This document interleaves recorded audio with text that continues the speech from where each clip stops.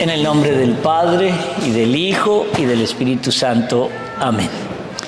Vamos a pedir primero que todo, sobre todo hoy, al Espíritu Santo, porque hoy entenderemos unas palabritas lindas del Espíritu Santo en la misa, sobre todo con el Evangelio de hoy de Juan. Bueno, mucha gente siempre me pregunta: Padre, ¿cómo empiezo a leer la Biblia? ¿Por dónde empiezo? No sé cómo arrancar, porque es que cuando empiezo por el Génesis, cuando ya voy en el capítulo de Números me aburro, porque eso es una repetición de la repetidera y vuelta a la repetición. Entonces, a mí me funcionó este sistema. Quizá a ustedes les funcione, porque es que primero hay que preparar la mente y el corazón para recibir la palabra. Y entonces a un niño no le enseñan trigonometría, sino primero le enseñan los números. A un niño no le enseñan cálculo diferencial, sino primero le enseñan a sumar y a restar. Entonces, en ese sumar y restar, hoy quiero que vamos a hacer como algunas clasecitas saltadas de la Biblia. Como siempre, yo recomiendo, cuando es para estudio, la Biblia de Jerusalén, porque tiene muchas cosas importantes. No la Biblia de Jerusalén latinoamericana, ni la Biblia de Jerusalén de cualquier... No, la Biblia de Jerusalén, editorial de Schlebauer, quinta edición o subsiguientes. ¿Por qué? Por esto que vamos a leer. Vamos a empezar a leer los libros sapienciales, ¿cierto? Hoy solo quiero leer, no más. Habré algunas acotaciones chiquititas, pero quiero que entiendan, si alguna vez alguno de ustedes se ha confesado conmigo, yo casi siempre mando de penitencia: léete el capítulo tal de Proverbios, léete el capítulo tal de Sabiduría, léete el capítulo tal de Eclesiástico o Eclesiastés. ¿Por qué? Porque nos prepara a lo que estamos haciendo, nos prepara para enfrentar ese pecado, nos prepara, no para pecar mejor, no, porque es que hay gente que lo entiende así, no entiendo yo. Mire, yo les he contado la historia de mi amigo. Si no se las he contado, si ya la han escuchado, hagan de cuenta que no la han escuchado. Pero miren esto, yo tenía un artista en la galería que inmigración lo cogió porque él llevaba como 15 años aquí y nunca había sacado papeles, hasta que un día lo cogen y lo meten a Cron para deportarlo. Él era ateo, pero ateo. Y entonces yo digo, este es el momento donde él puede cambiar. Cojo y le llevo una Biblia de Jerusalén, Biblia de estudio, traducida de los textos originales más antiguos. Y luego se la dejé allá y yo vuelvo como al mes o a los 2 meses a visitarlo cuando ya se lo iban a llevar deportado. Y me dice esa palabra y me dice: ya me leí toda la Biblia. ¡Qué bueno! Ahora, si vas a empezar a cambiar, ya tengo todos los argumentos para saber por qué no debo creer en Dios. Y uno dice: ¿de verdad? Ahí es cuando viene esa palabra que el Señor le revela alguna vez: aunque vean a un resucitado, no creerán. Todo ese pueblo vio a Jesús resucitado. A Jesús resucitado lo vieron más de 500 personas. No fue solamente a los apóstoles ni a su mamá. 500 personas. Y se les aparecía y comía con ellos y se iba y lo reconocían. Pero no quisieron creer. Por eso, cuando leamos la sabiduría, es para que se conviertan. No para que el demonio utiliza todo lo bueno en contra nuestra. Y Dios utiliza lo bueno y lo malo a favor nuestro. Cuando nosotros le abrimos el corazón a Él, el problema es ese: le abrimos el corazón a Él. Empezamos. Primero que todo, ¿qué son libros sapienciales? son libros de sabiduría. Les voy a definir cómo define la Biblia de Jerusalén. Dice: se da el nombre de libros sapienciales a 5 libros del Antiguo Testamento. 5. Job, Proverbios, Eclesiastés, Eclesiástico y Sabiduría. Se le suele añadir con bastante impropiedad los salmos y el cantar de los cantares. ¿Por qué impropiedad? Porque aunque son libros que nos enseñan del Señor, no propiamente son libros de la recolección de la sabiduría. Miren esto tan bonito. En los acadios, o sea, un pueblo que existía antes de que el pueblo de Dios fuera cimentado, ya habían historias sobre sabiduría, lemas de sabiduría. Hay uno que dijo una vez Zaratustra: sales con mujeres, lleva un látigo. Es broma, es broma. Ahora me van a criticar los que están viendo esto por internet. Padre, ustedes odian a las mujeres. No las odio, son lo más lindo que han creado. Pero bueno, mire que no hice ningún otro comentario. Esta sabiduría mesopotámica llegó a Canaán y se han encontrado en Ras Sanra textos sapienciales escritos en acádico. ¿Por qué en acádico? Ese idioma es muy antiguo y en las múltiples excavaciones se han encontrado que datan por más o menos del 1200 antes de Cristo. Y estos libros se recogieron. Recordemos, Salomón y David existieron más o menos en el año 1000 antes de Cristo. Se le adjudican algunas partes al rey Salomón. Se le adjudican algunas partes de los salmos a los cantos del rey David. Ustedes sabían que al rey David le encantaba. ¿Cuál era el hobby favorito de David? Poesía. ¿No? Le encantaba bailar delante del arca de la alianza. Esa era la danza, era en él su fuerte. Y él componía versos también. Y de esos versos él hacía música. Por eso siempre que vean, cuando ustedes llegan a Jerusalén, van a ver cómo cogen y se disfrazan de David y salen con un arpa, unos tipos que son muy pintas, de todo, altísimos, pero David medía 1,49. Me daba a mí aquí, y eso es ya decir mucho.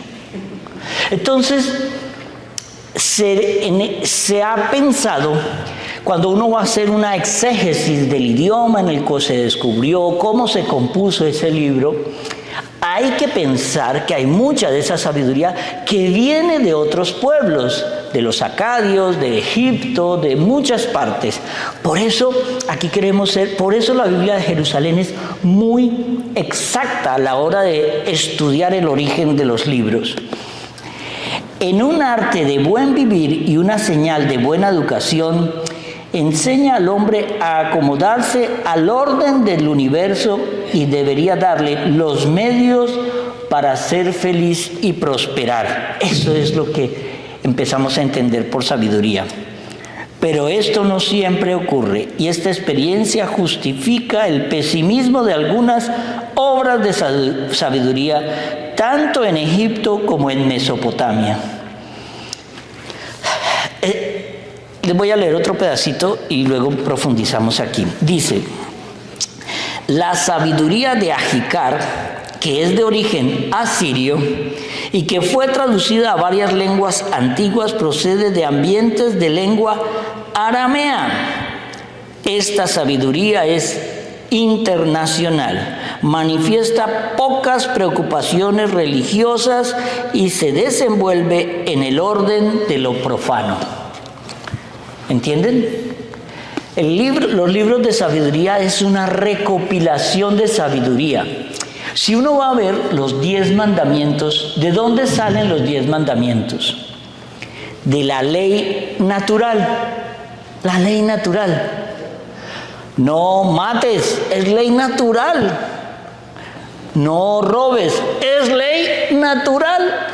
Eso no se necesita ser un genio, es natural. No le robes la mujer a tu vecino, es natural, ¿cierto? Aunque hay algunos vecinos que dicen, te la regalo, llévatela. Pero es natural también. Entonces, dice, los sabios árabes y edomitas gozaban de renombre. Job y los 3 sabios amigos suyos viven en Edom. El autor de Tobías conocía la sabiduría de Ajicar y sigue de cerca las máximas egipcias de Amemenope. ¿Por qué quiero dar esto? Porque la sabiduría parte de algo natural del hombre, natural. Entonces, cogen esa sabiduría, pero al mismo tiempo recopilan la tradición oral que había de las enseñanzas del rey Salomón. Mire, la Biblia nos enseña que nunca existió, existe o existirá un hombre más sabio que Salomón. Y Salomón pecó. Salomón cometió un sacrilegio, permitir que estatuas de demonios de su esposa etíope las metieran dentro del templo de Salomón, donde solo podía habitar el arca de la alianza. Y eso él lo pagó, y lo pagó caro. Mire, hagamos esta comparación. Por un segundo, cierren los ojos. Cierren los ojos. Y usted es una persona de absoluta devoción. Usted es una persona de misa diaria, 1 hora de adoración ante el Santísimo, rosario diario, lectura de la Biblia, y es una persona, mejor dicho, no levita para no asustar a la gente. Pero viene una pregunta del demonio y te dice, el Señor te permite un pecado, que no te lo va a cobrar, no te va a cobrar ese pecado. Piensen por ahora, un segundo, ¿cuál sería ese pecado? ¿Cuál sería? Aunque sea el más horrible del mundo, normalmente es muy horrible, pero ¿cuál sería ese pecado? Ahora, no le hagan el juego al demonio. No puede haber un pecado. ¿Sí ve? Todos pensaron en el pecado. Ya estaban construyendo la porquería. Qué mal rodeado estoy yo aquí.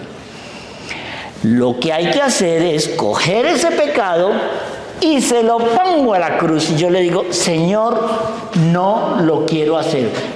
No me tientes porque en esa caigo. No me tientes, demonio, porque el Señor sabe que en ese pecado caigo. Que con ese indio caigo, o con esa india caigo. No digo india en sentido peyorativo. Yo soy colombiano y debo pertenecer en mi sangre a alguna tribu indígena. Pero bueno, entonces, ¿qué es lo que estamos enseñando hoy? Sabiduría. ¿Sí ven la trampa tan sencilla en la que cayeron? Déjenme contarle la historia de los 3 curas. Había un cura que el demonio se le apareció.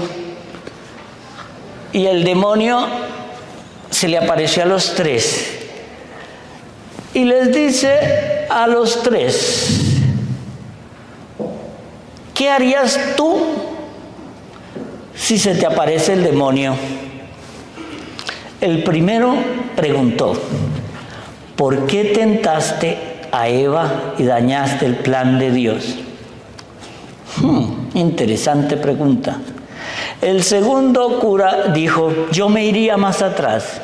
Yo le preguntaría, ¿por qué no pudiste controlar tu soberbia y te expulsaron del cielo por eso. ¿Por qué? Y el tercero que dijo, yo ni siquiera le plantearía nada, porque con el demonio no se dialoga, porque caes. Ahora entendemos para qué sirve la sabiduría. Es una belleza.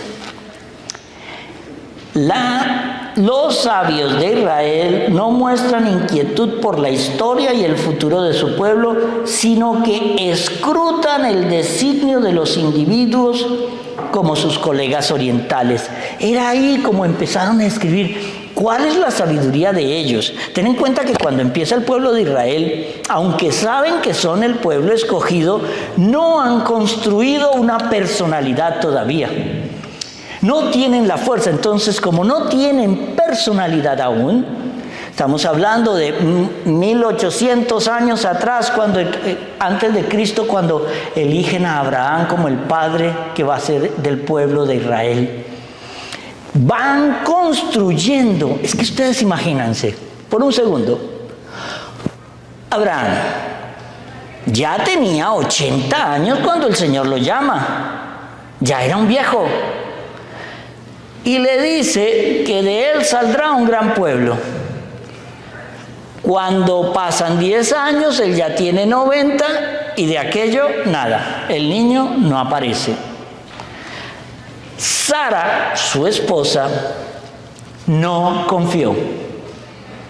Entonces, como era el tipo más rico de toda el área de Mesopotamia, hoy, Irán, ojo, todo lo que corresponde a esa zona era parte de Irak e Irán, toda esa zona.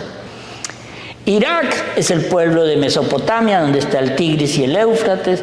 Irán es lo que luego vamos a conocer como Persia. Pero Sara dudó y le dijo, acércate a la esclava para que tengas un hijo. Y ahí empieza todo el tejemaneje, porque cuando la esclava Agar se da cuenta que ella ya tiene un hijo de 10 años y esta mujer tiene 90 y de aquello nada, entonces empieza a intrigar para que le dé la bendición de la primogenitura a su hijo. Sara se da cuenta y es cuando ella hace que expulsen a la esclava Agar con su hijo al desierto.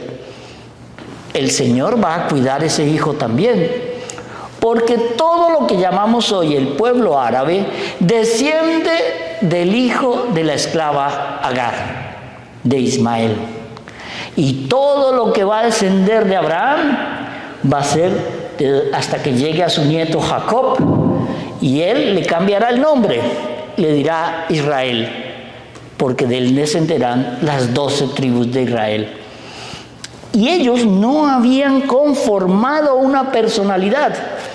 Es a través de adquirir la cultura ajena que ellos van a conformarla, hasta que el Señor empiece a regalar sabios dentro de Israel, patriarcas dentro de Israel, profetas dentro de Israel, y van a construir su historia.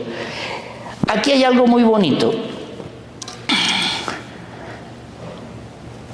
Esta ambigüedad, porque están adquiriendo sabiduría de allá, una que nace de aquí, otra que viene de allá, puede explicar también que se haya tratado tanto de hablar de tardado tanto en hablar de la sabiduría de Yahvé, aunque Yahvé, quien se la ha dado a los hombres, es el que ilumina. O sea, la ley natural se convierte así en el sentido común.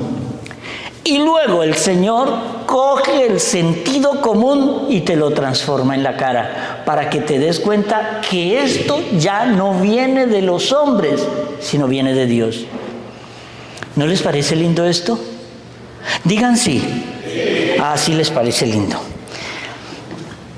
Únicamente en escritos post-exílicos se llegará a decir que solo Dios es sabio, con una sabiduría trascendente que el hombre ve actuando en la creación, pero que él no es capaz de escrutar. ¿En esta parte lo entendieron? Digan que sí, aunque no. No los oigo. Sí lo entendieron. Es que es una multitud.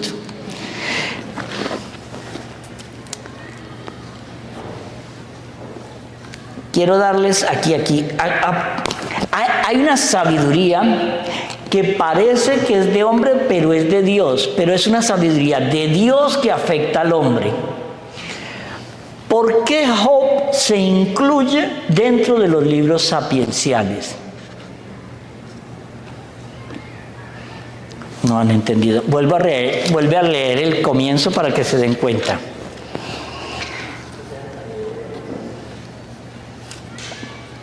¿Por qué ellos están en un diálogo entre Job y los 3 sabios de Israel? La sabiduría entra en diálogo contigo.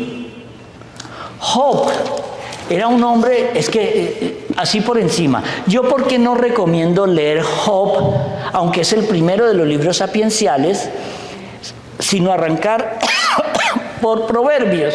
¿Por qué?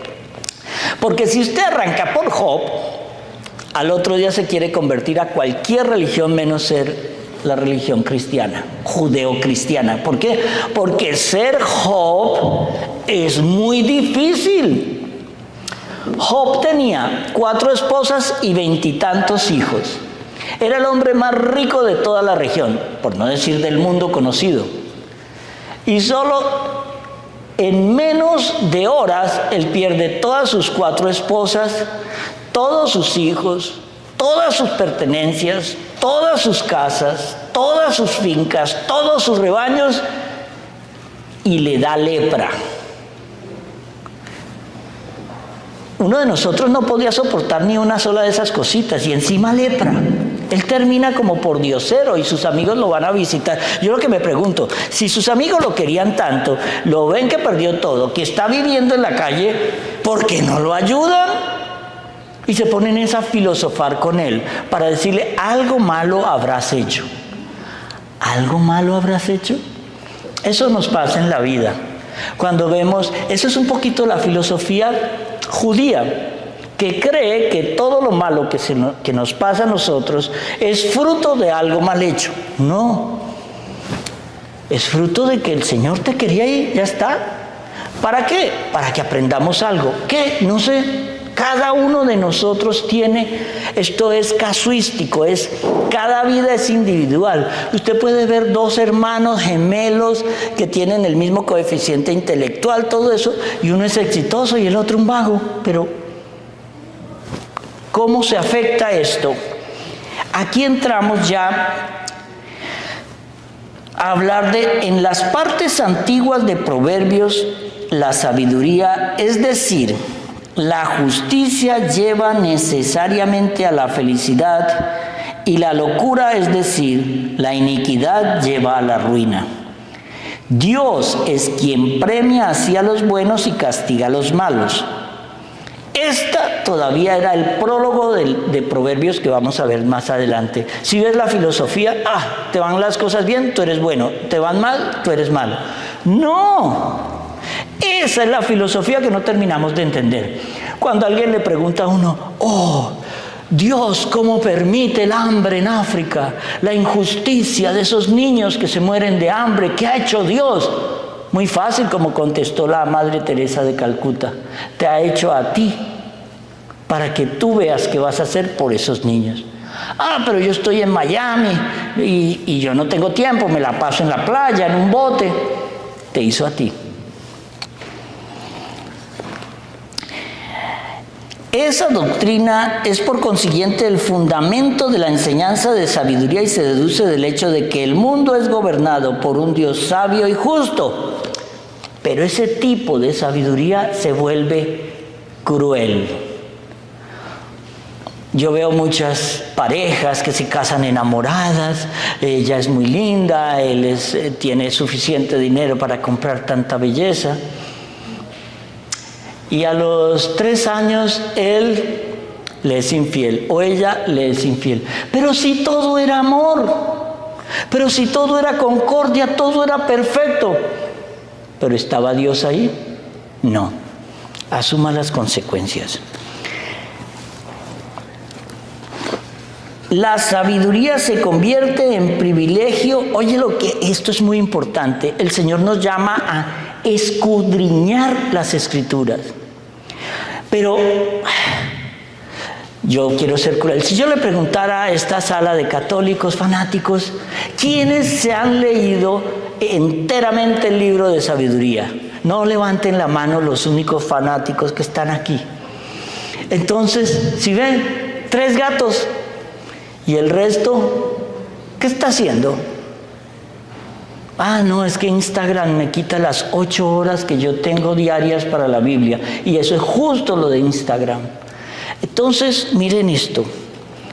La sabiduría se convierte en privilegio de la clase instruida y por lo mismo de la que también sabe escribir. Sabios y escribas aparecen juntos en Jeremías Sirácida. Ensalza el oficio de escriba que le permite adquirir la sabiduría, contraponiéndolo a los oficios manuales. Pero aquí hay una enseñanza. José era carpintero, ¿no? Eso es un ejercicio manual. Jesús era carpintero, pero Jesús oraba con los salmos. La gente siempre me pregunta, Padre, ¿qué oraba Jesús si Él era Dios? Él es Dios, pero hoy lo vamos a entender en la homilía. Era un Dios que sabía que tenía que obedecer al Padre. Son una Trinidad, pero hay un Padre al que hay que obedecer. Entonces, una de las colecciones salomónicas de los proverbios fue recopilada por los hombres de Ezequías, rey de Judá. Pero tales sabios no eran solo coleccionistas de máximas antiguas, también las escribían. Hay 2 tipos de sacerdocio o de profesión dentro del judaísmo antiguo. Los escribas, que eran los que escribían las escrituras. No solamente las escrituras que alimentaban, sino lo que les revelaba el Espíritu Santo. Por eso cada vez que leemos la Biblia tenemos que pedir la iluminación del Espíritu Santo para que podamos interpretar esa escritura a la misma luz del Espíritu Santo en que fue revelada. En que fue revelada a ese escriba o a ese profeta. El ambiente de los sabios es pues muy diferente de aquellos de los que han salido los escritos sacerdotales y los escritos proféticos. Jeremías enumera como 3 clases de sacerdotes, los enumera así: sacerdotes, sabios y profetas. Diferentes son sus preocupaciones. Los sabios no tienen interés especial en el culto y no parecen conmoverse ante las calamidades de su pueblo ni atormentarse con la gran esperanza que la sostiene. Lo explico. Nos hemos dado cuenta que muchas veces cuando nos volvemos expertos perdemos sensibilidad. Ustedes no han visto a un oncólogo que le dice a la mamá del niño, no, mire, el niño suyo tiene cáncer cerebral. Y la mamá toda angustiada, pero ¿tiene cura? ¿Hay algo que hacer? No, son 2 meses de vida lo que le queda. Como si le dijera, el neumático de su carro se dañó, tiene que comprar otro. Pierden la sensibilidad. Ustedes no le critican muchas veces a la clase médica que ellos ya todo es, mira, no, el corazón tuyo no sirve para nada. Mira a ver qué vas a hacer. ¿Por qué? Porque no hay sensibilidad. Y ustedes lo sienten cuando se confiesan con un mal sacerdote. ¿Por qué? Porque la persona que acude a la confesión de alguna manera acude a sentirse limpia. Pero sentirse limpia no es alcahuetear el pecado. No, padre, me confieso que estoy acostándome con mi vecina. Tranquilo, hijo, no pasa nada, esas cosas pasan, cambien. El que le diga eso, que no es pecado, cambien. cambien de cura. Porque ser alcahueta del pecado no significa ser misericordioso. No. A mí me recuerda mucho la historia del Padre Pío con una actriz italiana que se fue a confesar y le dijo a ella, claro, tienes que dejarlo o si no él se muere. Con toda la ternura. Yo no sé por qué me siento tan identificado con Padre Pío. Entonces, en esto tenemos que concluir esta parte de la introducción a los libros sapienciales. Dice, Salomón fue alabado como el sabio más grande de Israel y se le atribuyen las dos colecciones más importantes y más antiguas de Proverbios, del capítulo 10 al 22 y del capítulo 25 al 29. Esos corresponden al rey Salomón. Esto explica el título que se le ha dado al libro. Bajo su patrocinio se pusieron asimismo el Eclesiastés, la sabiduría y el Cantar de los Cantares. Toda esta enseñanza gradualmente dispensada al pueblo elegido preparaba la revelación de la sabiduría encarnada. Pero aquí hay algo más que Salomón. ¿Cuál es la sabiduría encarnada? Jesús. Todos los libros sapienciales preparan la venida de Jesús, pero como no lo leemos, no nos enteramos. Entremos a hablar de Proverbios. Vamos a empezarlo, lo vamos a esbozar hoy y lo vamos a leer, porque es que es tan lindo. El libro de Proverbios es el más típico de la sabiduría sapiencial de Israel. Se formó en torno a dos colecciones, la que dijimos antes, titulada Proverbios del Salomón, del capítulo 10 al 22, tiene 375 sentencias, y del capítulo 25 al 29, que comienza, otros proverbios de Salomón recopilados por los hombres de Ezequías, y esa tiene 128 sentencias. A estas dos partes se añaden algunos apéndices. A la primera, la colección de los sabios, y también esto pertenece a los sabios de la época. A la segunda, las palabras de Agur, seguidas de proverbios. Estoy siendo muy picky, muy detallista, para que entiendan de dónde sale este libro. Ya sabemos, del 10 al 22, Salomón, del 25 al 29, Salomón. Se le mete sabiduría de Agur y se le mete sabiduría egipcia y acadia. Y ahí tenemos el libro de Proverbios. El libro es pues una colección de colecciones encuadradas por un prólogo y un epílogo, y refleja una evolución literaria que ya hemos esbozado. Esta evolución de la forma corresponde a una diferencia de época. Las partes más antiguas son las grandes colecciones atribuidas a Salomón. En total, en el Primero de Reyes 5:12 dice que pronunció 3000 sentencias. Salomón. Si ustedes reúnen todo lo que está en sabiduría, en Proverbios, en Primera de Reyes, en Segunda de Reyes, en los Salmos, vamos a reunir, junto a Cantar de los Cantares, vamos a reunir 3000 sentencias. ¿Qué es una sentencia? Dar un consejo sabio, concreto, sobre una manera de enfrentar la vida o de ver la divinidad. Fuera de este testimonio de la tradición, el tono de los proverbios es demasiado anónimo para que sea posible atribuir con seguridad al rey tal o cual máxima particular. Y aún en el caso de que estos nombres de dos sabios árabes sean imaginarios y no pertenezcan a personajes reales, prueba con todo la estima en que era tenida la sabiduría extranjera dentro del pueblo judío, dentro del pueblo de Israel. Se trata de la exposición de una teología práctica, Proverbios es una teología en acción, no es teoría solamente, es una teología en acción. Dios premia la verdad, la caridad, la pureza del corazón, la humildad y castiga los vicios opuestos. Uy, esto sí lo quiero repetir, grábenselo. Es que después de hoy estoy seguro que mañana se habrán leído todos los 30 y pico de capítulos. Dios premia la verdad, la caridad, la pureza del corazón y la humildad y castiga los vicios opuestos. La fuente y el resumen de todas las virtudes es la sabiduría, que es respeto o temor de Yahvé.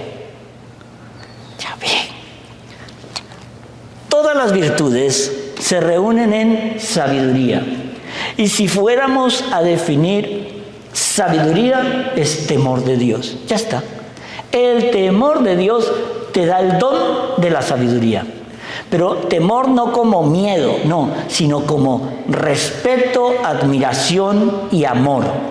Porque yo amo a mi esposa, en el caso de que la tuviera, yo la respeto. Porque yo amo a mi pareja, yo no le voy a ser infiel. Porque yo le haría daño si ella ve que no es mi prioridad. Eso es el principio del temor de Dios. La primera parte ofrece idénticos consejos de sabiduría humana. Me refiero a la primera parte de Proverbios. Consejos de sabiduría humana y religiosa. Insiste en faltas que los antiguos sabios silenciaban. El libro de Proverbios, ustedes saben cuál es el que le da mayor peso de pecado y lo primero que lucha, pero brutalmente, la sabiduría, el adulterio. Es de los pocos pecados que en el acto rompen 9 mandamientos. 9. ¿Por qué? Si ustedes vieran lo que pasa en un acto sexual de adulterio y cómo la cara de esa persona que usted cree amar se vuelve un demonio y la danza de demonios que hay alrededor de ese acto, si ustedes llegan a ver eso, no quiero decir lo que puede pasar porque no lo volverían a hacer. El adulterio y las relaciones con la mujer ajena es el centro de aquí. El epílogo manifiesta igualmente un mayor respeto por la mujer. Y sobre todo, el prólogo da por primera vez una enseñanza ordenada sobre la sabiduría, su valor, su papel y de moderador de las acciones. La sabiduría misma toma la palabra, hace propio su elogio y define la relación con Dios, en quien está desde la eternidad y a quien asistió y creó el mundo. La enseñanza de los proverbios está ya sin duda superada por la de Cristo. Sabiduría de Dios, pero algunas de las máximas anuncian ya la moral del Evangelio. Se ha de recordar también que la verdadera religión únicamente se edifica sobre una base de honradez humana y el uso frecuente que el Nuevo Testamento hace del libro de la sabiduría. En los evangelios hay 14 citas y una veintena de alusiones al libro de Proverbios. Impone a los cristianos el respeto al pensamiento de los antiguos sabios de Israel. Esto es muy importante, porque en estos días estaba dando una charla a un grupo y alguien de ese grupo me dijo, es que yo no soy para nada judía, no tengo nada judío. Mire, nuestra religión católica es judeo-cristiana. Ya la base de toda nuestra religión es ese monoteísmo judío, creer en ese Dios único, creer en todos sus profetas, creer en todas sus enseñanzas. Y todas las profecías del Antiguo Testamento se cumplen en el Nuevo Testamento. ¿Qué quiere decir esto? Que si yo, como muchos grupos de estos pastores de religiones protestantes, quieren excluir el Antiguo Testamento, dejan sin base el cumplimiento de unas profecías. Porque las profecías de Isaías, Jeremías, Malaquías, de cómo, dónde iban a ser Jesús, están en el Antiguo Testamento. El Nuevo Testamento tiene la plenitud de cómo se cumplieron en Cristo esas profecías. Pero si yo anulo esto, entonces ¿qué estoy cumpliendo? Nada, todo es nuevo, ¿cierto? Es diferente que yo le diga a alguien, mire, no vaya a cruzar la calle en las próximas 2 horas porque vendrá un carro y lo matará, ¿cierto? A que yo diga, después de que el carro vino, lo atropelló y lo mató, yo ya lo sabía. Que eso es lo que hacen todas los gurús de adivinación. Ustedes no vieron todas estas... nuestros canales hispanos muchas veces se llenan de imbecilidades y siempre llaman a la adivina. Y la adivina me dio risa porque alguien puso un video de todas las barbaridades que decían las adivinas en nuestros canales hispanos. Ninguna pegó nada. Pero después vienen a decir, yo dije, perdón, yo dije esto, pero en realidad lo que estaba diciendo es que venía León 14. Eso es la ridiculez. Pero bueno,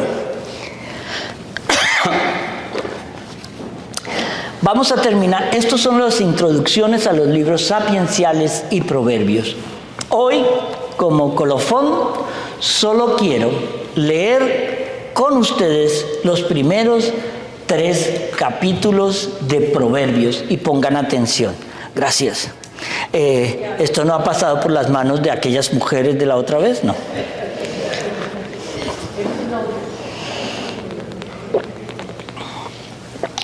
Esta vez es agua de verdad. Proverbios, lo vamos a leer juntos, pero ¿sabe qué? Pónganle atención a las palabras. Este comienzo de Proverbios tiene un epílogo una introducción de 9 capítulos. Hoy vamos a leer 3, pero coja cada palabra y métasela en la cabeza, rumiela en su estómago y pásela al corazón. Y verá que Proverbios hoy adquirirá en la dimensión de la sabiduría un nuevo significado. Miren esto. Proverbios de Salomón, hijo de David, rey de Israel. Para aprender sabiduría e instrucción, para comprender dichos profundos, para adquirir la instrucción adecuada, justicia, equidad y rectitud, para enseñar astucia a los simples, conocimiento y reflexión a los jóvenes, para descifrar proverbios y refranes, los dichos y enigmas de los sabios. El sabio escucha y aumenta su saber, y el inteligente adquiere destreza. El temor de Yahvé es el principio del conocimiento. Los necios desprecian la sabiduría y la instrucción. Prólogo. Recomendaciones de la sabiduría. Aquí vamos a ver una sabiduría que tiene 3 personalidades. Una personalidad que es como heredada en el tiempo. La otra personalidad es cuando la sabiduría se personifica. Ella misma es ya un personaje. Y la otra sabiduría que es el fruto de la iluminación del Señor. Y Proverbios tiene eso que pasa de uno a otro muy fácil. Las malas compañías. Ojo, ¿entendieron, no? Las malas compañías. Escucha, hijo mío, la instrucción de tu padre. No olvides la enseñanza de tu madre, pues serán hermosa corona en tu cabeza y gargantilla en tu cuello.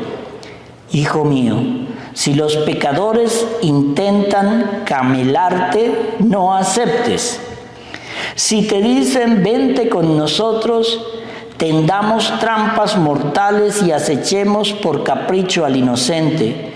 Los devoraremos vivos como el abismo, enteros como a los que bajan a la tumba. Hallaremos toda clase de riquezas, llenaremos nuestras casas de botín. Comparte tu suerte con nosotros y haremos bolsa común. No sigas, hijo mío, su camino. Aleja tus pasos de su senda, porque sus pies corren hacia el mal y apresuran a derramar sangre. Pues es inútil tender redes a la vista de los pájaros. Se emboscan contra sí mismos y atentan contra sus propias vidas. Yo me puse a investigar aquí eso de pues es inútil tender redes a la vista de los pájaros. Y me puse a investigar. Ustedes saben que si ustedes se van al bosque y un pájaro ve que usted está tendiendo una red para él, el pájaro coge por otro camino. Él reconoce. ¿Eso cómo se llama? Sabiduría animal, sentido común.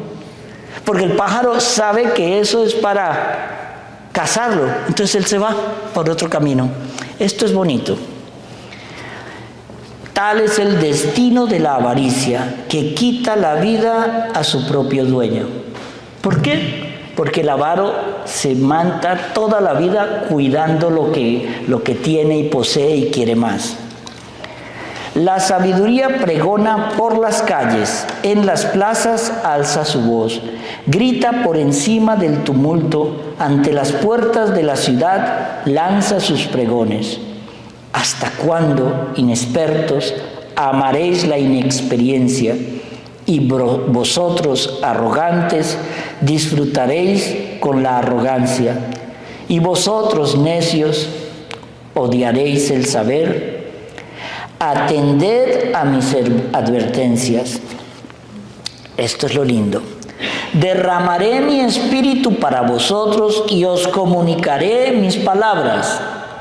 Os llamé y no hicisteis caso. Os tendí mi mano y nadie atendió. Despreciasteis mis consejos. No aceptasteis mis advertencias. También yo me reiré de vuestra desgracia. Me burlaré cuando os invada el terror, cuando os llegue como huracán el terror, cuando sobrevenga la desgracia como torbellino, cuando os alcancen la angustia y la aflicción. Entonces, y he aquí la sentencia, entonces me llamarán y no responderé, me buscarán y no me encontrarán, porque despreciaron el saber y no escogieron el temor de Yahvé, no aceptaron mis consejos y despreciaron mis advertencias. Comerán el fruto de sus acciones y se saciarán de sus planes. Su propia rebeldía matará a los simples, la despreocupación perderá a los insensatos, pero el que me escucha vivirá seguro, tranquilo y sin miedo a la desgracia. ¿Están conmigo? ¿Están sintonizados o ya están en la tercera dimensión? Bueno. Beneficios de la sabiduría. Es que lo quiero leer porque es que pararlo no es lo mismo. Total, tenemos hoy hasta las 10:30, ¿no? Sí. Hijo mío, si aceptas mis palabras, ojo que el Señor nos pone el condicionante. Si aceptas mis palabras y retienes mis mandatos, prestando atención a la sabiduría y abriendo tu mente a la prudencia, si invocas a la inteligencia y llamas a la prudencia, si la buscas como al dinero y la rastreas como a un tesoro, entonces comprenderás el temor de Yahvé y encontrarás el conocimiento de Dios, pues es Yahvé quien da la sabiduría y de su boca brotan el saber y la prudencia. Él concede el éxito a los hombres rectos, es escudo para quienes proceden sin tacha, vigila las sendas del derecho y guarda el camino de sus fieles. Entonces comprenderás la justicia, el derecho y la rectitud y todos los caminos del bien. Pues la sabiduría penetrará en tu mente y el saber te hará atractivo. ¡Wow! Ahora entiendo todo. Ahora lo entiendo. Eso lo voy a poner en mi eslogan. La sabiduría penetrará en tu mente y el saber te hará irresistiblemente atractivo. La reflexión cuidará de ti y la prudencia te protegerá para apartarte del mal camino, del hombre que habla con engaños. Ojo que la sabiduría encima nos protege. Encima pone eso de alerta. Mire, cuando uno camina con el Señor y viene gente a hacerte daño, hay algo dentro de ti que te dice, pilas con ese, ponte alerta, porque el demonio es el gran engañador. Para apartarte del mal camino, del hombre que habla con engaños, de los que abandonan el sendero recto para ir por caminos tortuosos, de los que disfrutan haciendo el mal y gozan con la perversión, de los que van por senderos torcidos y caminos extraviados. Y aquí empieza esto más interesante. Y vuelve a recalcar: te librará de la mujer ajena, de la extraña de lengua seductora. Wow, repito esto. Te librará de la mujer ajena, de la extraña de lengua seductora, que abandonó al compañero de su juventud y olvidó la alianza de su Dios. Su casa se precipita hacia la muerte y sus sendas hacia el reino de las sombras. Los que allí entran no regresan, ni alcanzan las sendas de la vida. Por eso seguirás el camino de los buenos y te mantendrás en la senda de los justos, porque los rectos habitarán la tierra y los íntegros permanecerán en ella. Pero los malvados serán desgajados de la tierra y los traidores serán arrancados de ella. Terminamos con este que es cortito. Dice, la adquisición de la sabiduría. Hijo mío, no olvides mi instrucción. Guarda en tu memoria mis mandatos, pues te proporcionarán muchos días y años de vida y bienestar. Que no te abandonen el amor y la lealtad. Átalas a tu cuello. Grábalas en la tablilla de tu corazón. Así obtendrás estima y aceptación ante Dios y ante los hombres. Confía en Yahvé de todo corazón y no te fíes de tu inteligencia. Reconócelo en todos tus caminos y Él enderezará tus sendas. No presumas de sabio. Teme a Yahvé y evita el mal. Será salud para tu carne y alivio para tus huesos. Honra a Yahvé con tus riquezas, con las primicias de todas tus ganancias. Tus graneros se colmarán de grano y tus lagares rebosarán de mosto. No desprecies, hijo mío, la instrucción de Yahvé, que no te enfade su reprensión, porque Yahvé reprende a quien ama como un padre a su hijo amado. Lo vamos a dejar por aquí. Cierto que ahora estoy seguro que vamos a leer el libro de Proverbios. Porque es que muchas veces uno le dice a alguien, mira, vamos a hablar sobre tal tema en la confesión, y confiesan X tema, y yo les digo, léete el capítulo 7 de Proverbios, y vuelven a los 2 meses con el mismo pecado. Y dice, ¿tú hiciste la penitencia?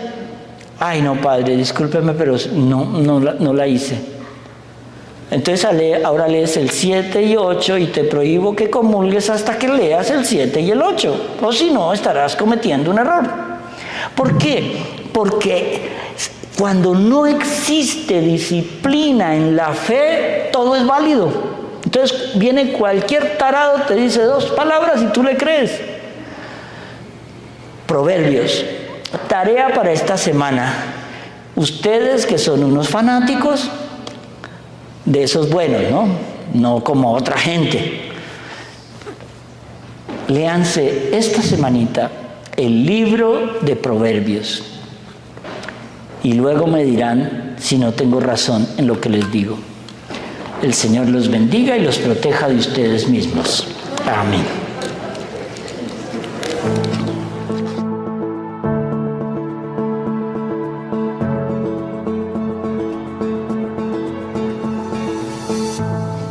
El Señor esté con vosotros.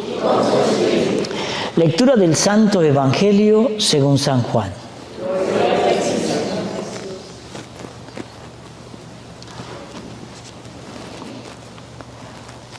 En aquel tiempo dijo Jesús a sus discípulos: les dejo la paz, les doy mi paz. La paz que yo les doy no es como la que da el mundo.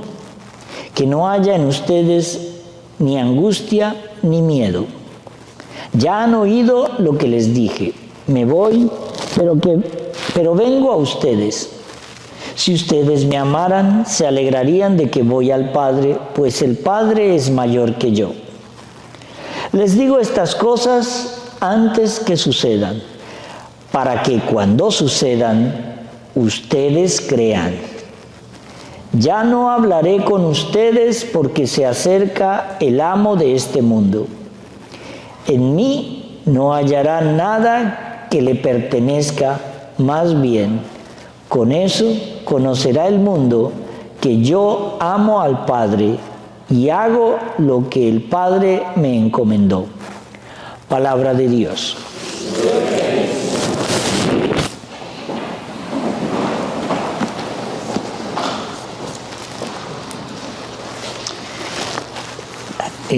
Ustedes, los que fueron a misa el domingo, espero que hayan sido todos, porque si no, no pueden comulgar hoy, si no se han confesado. Estábamos empezando a leer esta lectura de los Hechos de los Apóstoles, que son los viajes de Pablo. Pero el domingo me puse a investigar, porque si yo les digo dónde queda Listia, Panfilia, todas estas ciudades, Pisidia, donde pasamos Atalía, ¿dónde queda la costa de Atalía? Y yo les dijera, tienen $1.000.000 el que me ubique todas estas ciudades en el mapa. Me quedaría yo con el $1.000.000. Porque eso, pero es importante. ¿Por qué? Porque este es uno de los viajes de Pablo más increíbles. Cuando Pablo estaba allí, en esta zona de la costa, en Panfilia, entonces él venía de que lo apedrearan. A él lo cogieron y le dieron durísimo, y él se hizo el muerto.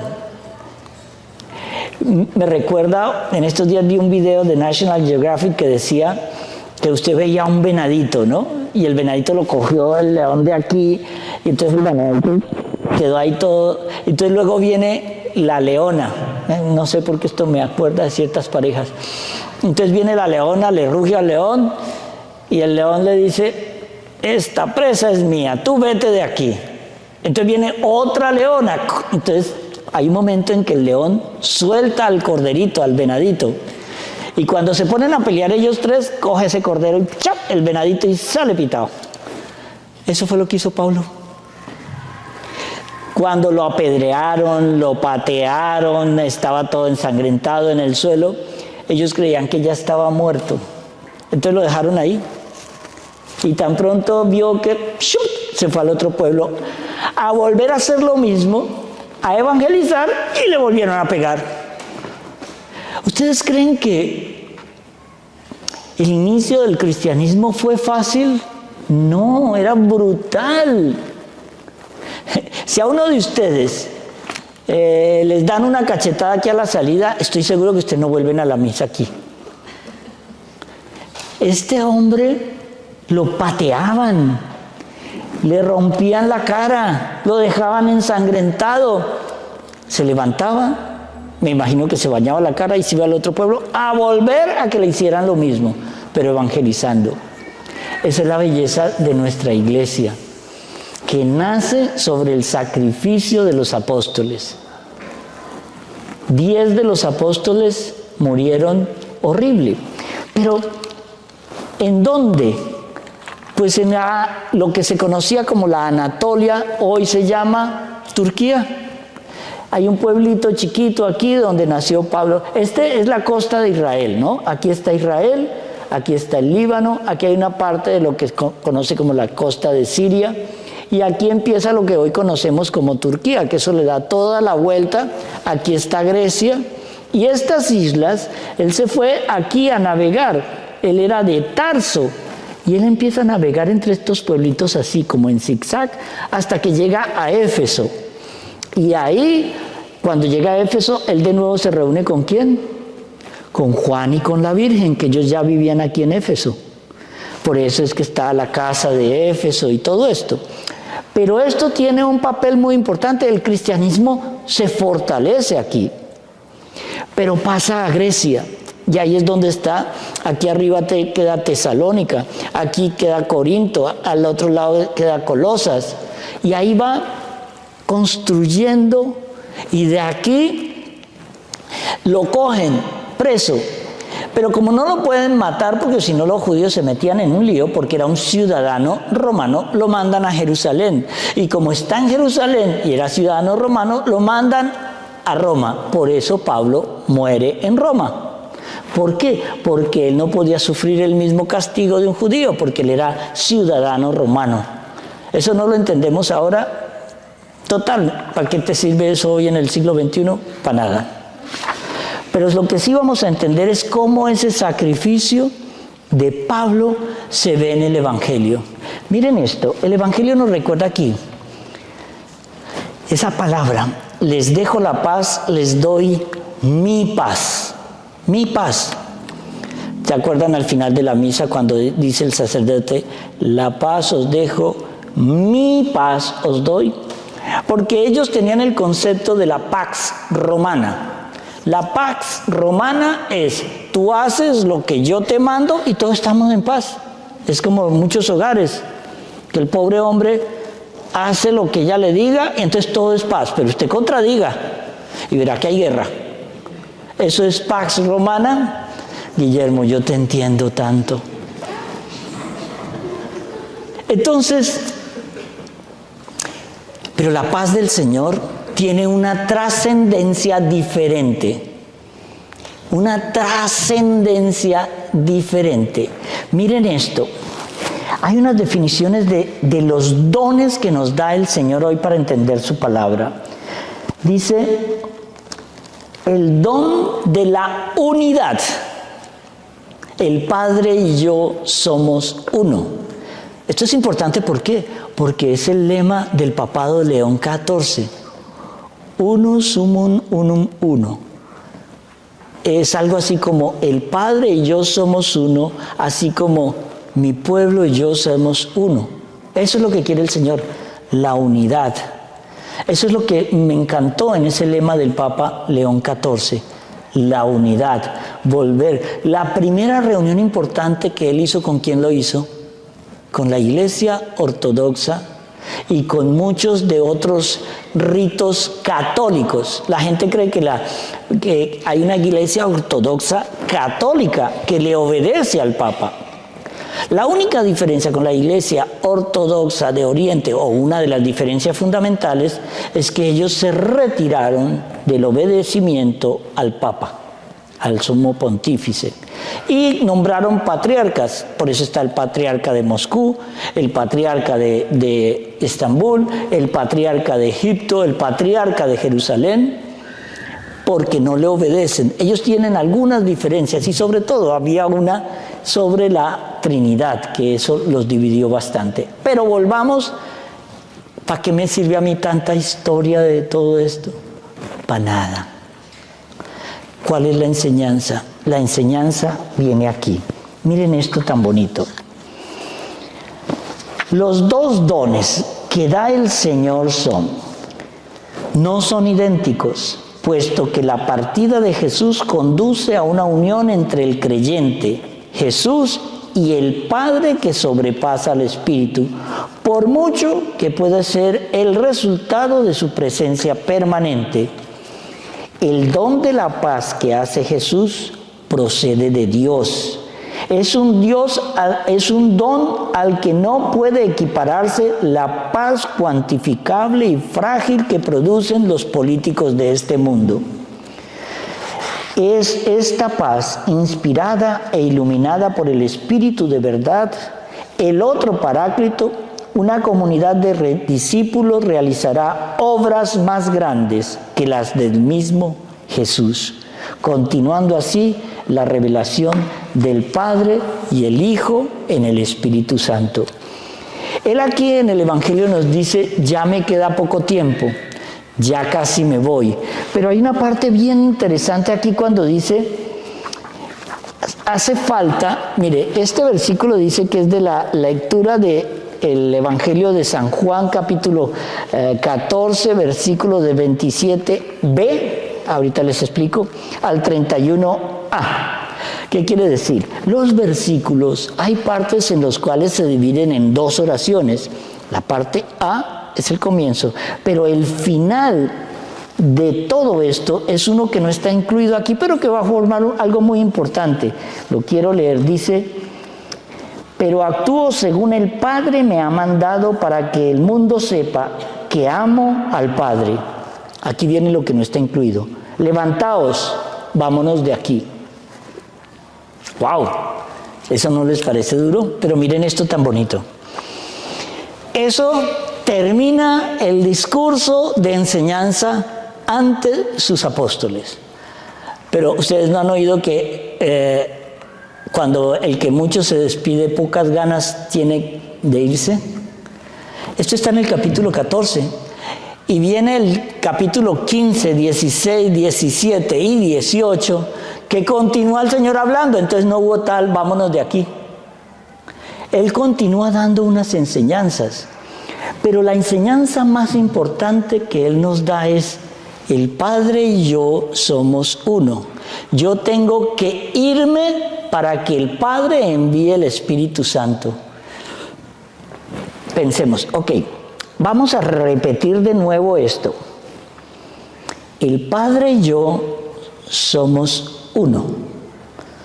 Yo tengo que irme para que el Padre mande al Espíritu Santo y ustedes entiendan todo lo que les he dicho ahora a la luz del Espíritu Santo.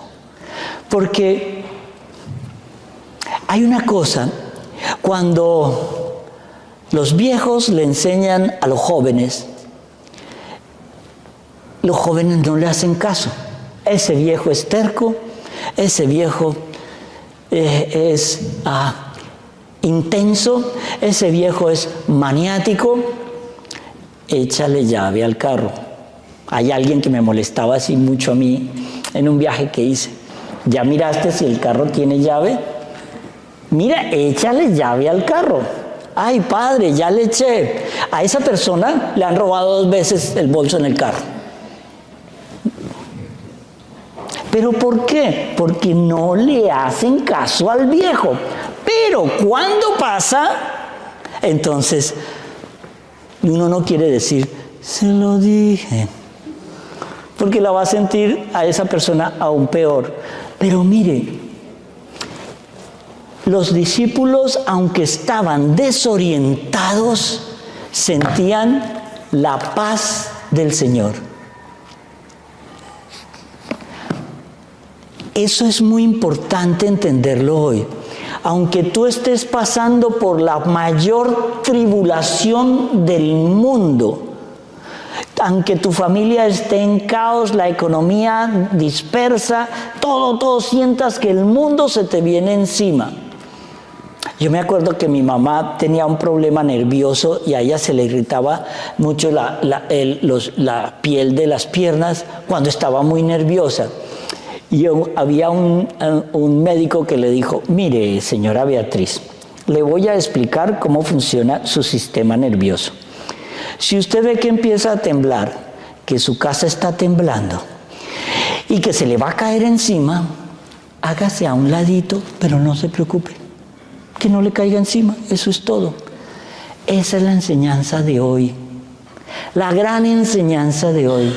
¿Cuál es la paz que el Señor nos quiere dar? No importa la tribulación, no importa que el mundo se esté derrumbando a tu lado.